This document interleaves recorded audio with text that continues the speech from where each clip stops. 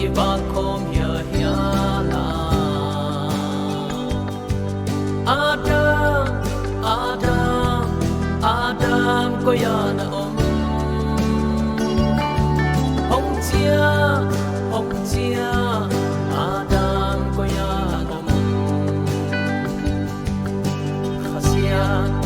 Hasia wai e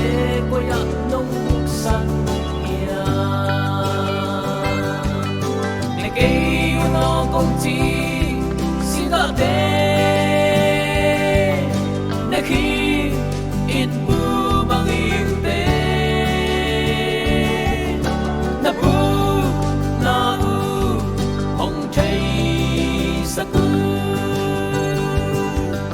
Adam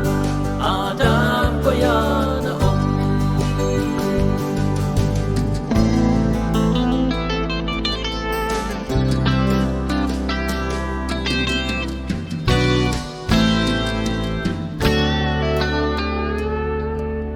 cây to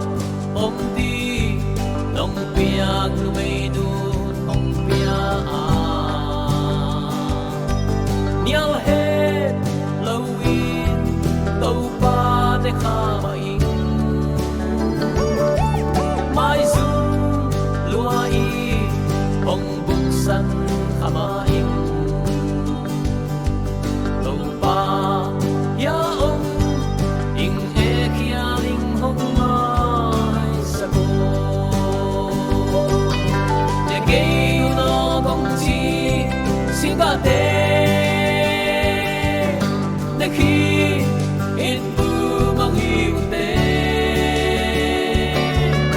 na bu na u hong thấy sa ku Adam Adam ko ya na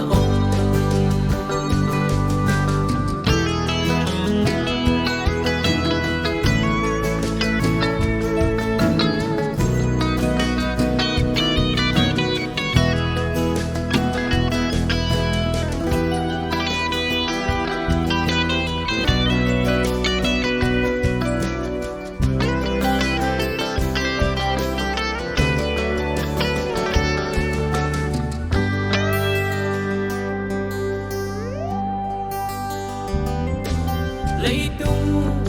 mi khe bèo một này mi về mai dung hoài ma imo na yết cha ai ha tàu pa tua mặc thấy na mi không ít tàu pa cầm em to hong sam la ne kêu nó công chi xin ga de ne khi in bu bang hiu te na bu na u hong thấy sa ku Adam Adam ko ya na ne kay